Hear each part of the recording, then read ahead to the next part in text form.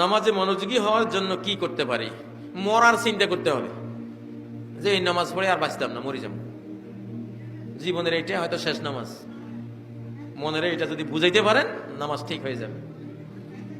সল্লে সালাতা মুআদ্দিন, নবীজি বলেন প্রত্যেক নামাজ এমন ভাবে পড়বা যেমন বিদায়, দুনিয়া থেকে চলে যাবা, দুনিয়াকে বিদায় জানাবা। এই নামাজের পরে এমন ভাবে যদি পড়তে পারো তাহলে নামাজটা ঠিক হয়ে যাবে।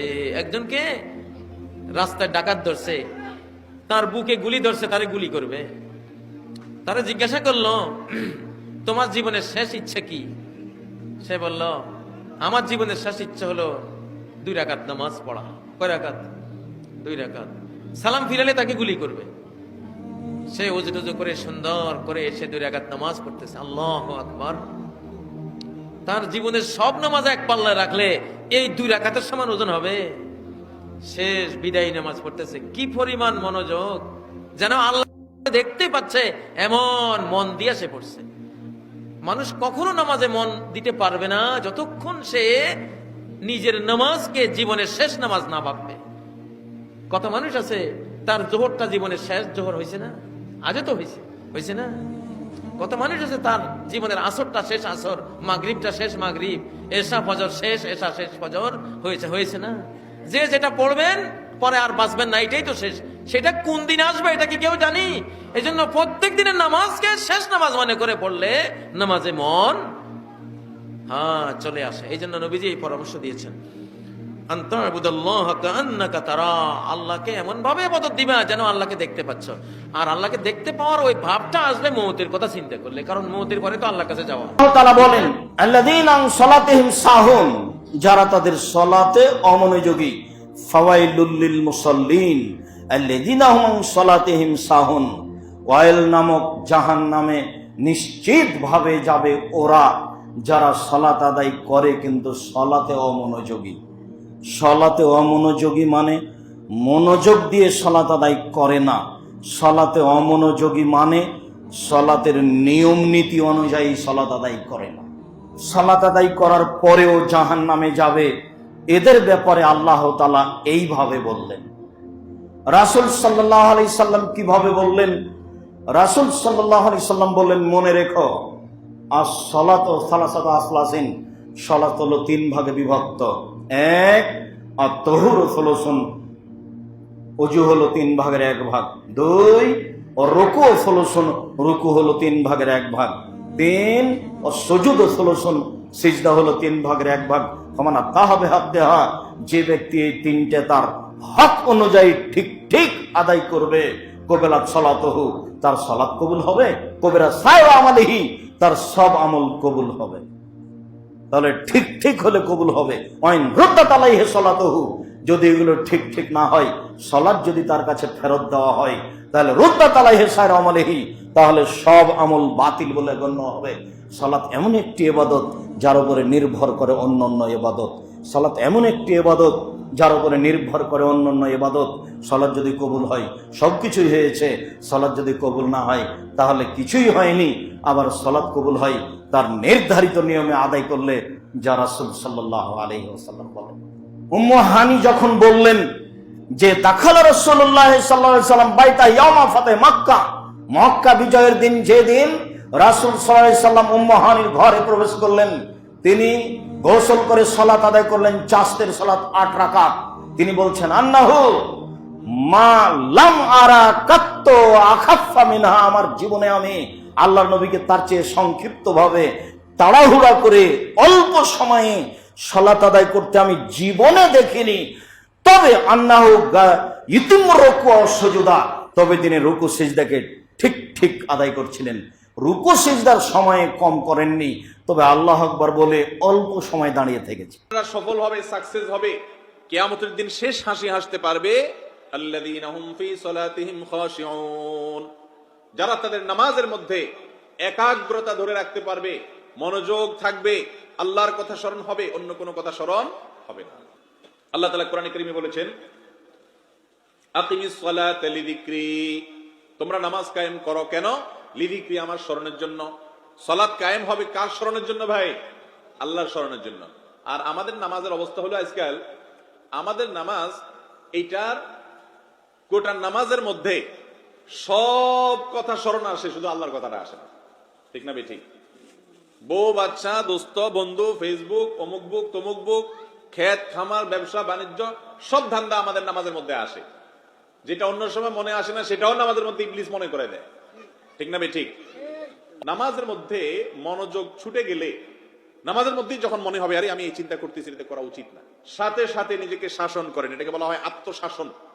শাসন করে মনে মনে নিজেকে ভৎসনা দেন যে মন তুই কোথায় গেছিলি, এটা তো উচিত হয়নি, আল্লাহর সামনে দাঁড়িয়ে আছো। নামাজের মধ্যে যদি উল্টাপাল্টা করে কেউ, মনোযোগ নাই, ধীরস্থিরতা নাই, নামকেও আসতে শুধু ডিউটি পালন করে চলে আসে, এই নামাজ ওই নামাজে কি জাহান্নামের আগুন থেকে বাঁচাতে পারবে? আল্লাহ বলেছেন ফাওয়াইল, ধ্বংস জাহান্নাম ওই নামাজি ব্যক্তির জন্য যে নামাজ পড়ে কিন্তু অলসতা আছে, উদ্দেশ্যনীয়তা আছে, অবহেলা আছে। অতএব এই বিষয়গুলো মাথায় রেখে মনোযোগ চলে গেলে সাথে সাথে মনকে আবার কান ধরে টেনে নিয়ে আসতে হবে। এবং কোনদিন নামাজ শেষ হয়ে গেল, মনোযোগ দিয়ে হয় নাই, নামাজটা যদি সুন্নত নামাজ হয়, নফল নামাজ হয়, তো আবার পড়ে। এটা হলো নিজেকে নিজে শাসন করা, জরিমানা আরোপ করা, যে মন কেন তুই বাইরে বাইরে ঘুরে বেড়াইছস, আবার পড়বো। মনোযোগ এবারও পুরোপুরি ধরে রাখতে পারেন না, 50%ও পারেন নাই, নফসরে বলেন যে কাজ টাজ করে আবার পড়। নামাজের চাইতে বড় কাজ মুসলমানের কাছে আর হতে পারে না। মনোযোগ নষ্ট হতে পারে এমন সমস্ত দুয়ার বন্ধ করা। নামাজের সামনে এমন জায়নামাজ নিয়ে দাঁড়াইলেন আপনি, যে জায়নামাজ অনেক চাকচিক্যপূর্ণ, আপনার মনোযোগ নষ্ট করে। নামাজে দাঁড়াইলেন, পেটে প্রচন্ড ক্ষুধা, এদিকে খাবার ডাইনিং টেবিলে রেডি করে রাখা আছে, তখন আপনার মন যাবে খানার দিকে, এটাই স্বাভাবিক। এই জন্য সুন্নত হলো কেউ যদি খুব বেশি ক্ষুধার্ত থাকে তাহলে সে আগে খেয়ে নিবে, তারপর নামাজ পড়বে, যাতে মনোযোগ নষ্ট না হয়। নবী করিম সাল্লাল্লাহু আলাইহি সাল্লামকে একবার একটা জায়নামাজ দেওয়া হলো। এই জায়নামাজ ছিল একটু কালারফুল, বিভিন্ন কালার টালার কারুকার্য হয়তো ছিল। তখন তিনি বললেন, তোমরা আমাকে এমন জায়নামাজ দিলা যেটার এই কারুকার্যের কারণে আমার মনোযোগে ডিস্টার্ব হচ্ছে, এটা সরাও। একটা প্লেন কাপড় আনলেন, তারপর সেটার উপর নামাজ পড়ছে। তাইলে বোঝা গেল যে নামাজে মনোযোগ নষ্ট হতে পারে, এই সব বিষয়গুলো আগে কি করতে হবে? সরাইতে। সালাতে মন বসে না, কারণ নজর ছোটাছুটি করে এইদিকে এইদিকে এইদিকে। নামাজে দাঁড়াইছে, জানলা খোলা, জানলার দিকে তাকায় আছে। আল্লাহর ওলি আছে না নাই? নামাজে দাঁড়াইছে, ঘড়ির দিকে তাকায় আছে, ঘড়ির কাটা ঘুরে, হের মাথাও ঘুরে, আছে না নাই? না, এদিক সেদিক তাকাবেন না, সেজদার দিকে তাকাবেন। কোন দিকে? আল্লাহ 3টা চান্স দেয়। কয়টা? একবার যখন এদিকে তাকান, আল্লাহ বলে আকবিল, ফিরে আয়, ফিরে আয়, সেজদার দিকে তাকা। আবার যখন তাকান, আল্লাহ বলে আকবিল, ফিরে আয়, সেজদার দিকে তাকা। আবার যখন ঘড়ির দিকে তাকান নামাজে, আল্লাহ বলে ফিরে আয়, সেজদার দিকে তাকা। 3বারের পরে যখন আবার অন্যদিকে নজর করেন, আল্লাহ বলে লা হাজাত লি ইলা সালাতি, তোর এই নামাজের দরকার আমার নাই। নাউজুবিল্লাহ পড়বেন না? যে আল্লাহরে খুশি করার জন্য এত সময় ব্যয় করে, এই কষ্ট করে শীতের রাতে ওযু করে নামাজে দাঁড়ালাম, ওই আল্লাহ যদি বলে এই নামাজের দরকার নাই, তো নামাজে নজরটা থাকবে কোন দিকে? অনেকে এগুলো করে, অনেক মুরব্বী বাবারাও করে, আমি দেখেছি। মুরব্বীরা অনেক সময় নামাজ পড়ে ঘরে কেউ ঢুকলে এমনি তাকায়, আছে না নাই? মুরব্বী বাজানকে বুঝাই দিবেন যে নিয়ম হচ্ছে সেজদার দিকে তাকানো। কোন দিকে তাকানো? খেয়াল থাকবে তো? যখন নামাজ পড়বা ভাববা তুমি আল্লাহকে দেখছো। আর যদি এটা কষ্ট হয়, অ্যাটলিস্ট এটা ভাবো যে আল্লাহ তোমায় দেখছে। আমাদেরকে দেখে কে? আমি যে নামাজ পড়ি দেখে কে? এই চিন্তাটা মাথায় থাকার দরকার আছে না নাই? এই চিন্তা করে যদি নামাজ পড়েন, খুশু খুদু বাড়ায় দিবে কে? মুমিনদের প্রথম গুণ, তারা যখন নামাজে দাঁড়ায় ভীত সন্তুষ্ট হয়ে খুশু খুদুর সাথে, একাগ্রতার সাথে নামাজ পড়ে, with full of solemnity and submission. ডানে বায়ে তাকায় না, তারা সব সময় টেনশনে থাকে, আল্লাহ আমার নামাজ কবুল করলো তো? আর তারা ভাবে হতে পারে এটাই আমার জীবনের শেষ নামাজ, it could be my final সালাহ, পারফর্ম দ্য সালাহ as if this is your last and final prayer. এমন ভাবে নামাজ পড়ো, চিন্তা করো যে হতে পারে এটাই তোমার জীবনের শেষ নামাজ, আর হয়তো আমি আল্লাহর সিজদা দেওয়ার সুযোগ পাবো না। আজকের মাহফিল শেষ করে আমরা বাসায় পৌঁছতে পারবো, কোনো গ্যারান্টি আছে আমার? আর 10 মিনিট হায়াত আছে আমার, কোনো গ্যারান্টি নাই। আর 2 মিনিট বাঁচবো, গ্যারান্টি আছে? শ্বাস যেটা নিলাম এটা ফেলতে পারবো, গ্যারান্টি আছে?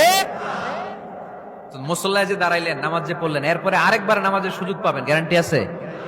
তো তাহলে প্রত্যেক নামাজের সময় মুসল্লায় দাঁড়িয়ে আমরা এটা ভাবি না কেন যে এটাই হতে পারে আমার শেষ নামাজ, this could be my final salah, হতে পারে এটাই আমার শেষ নামাজ। এরকম চিন্তা নিয়ে যদি আপনি নামাজে দাঁড়ান, তাহলে মন এদিক সেদিক যাবে।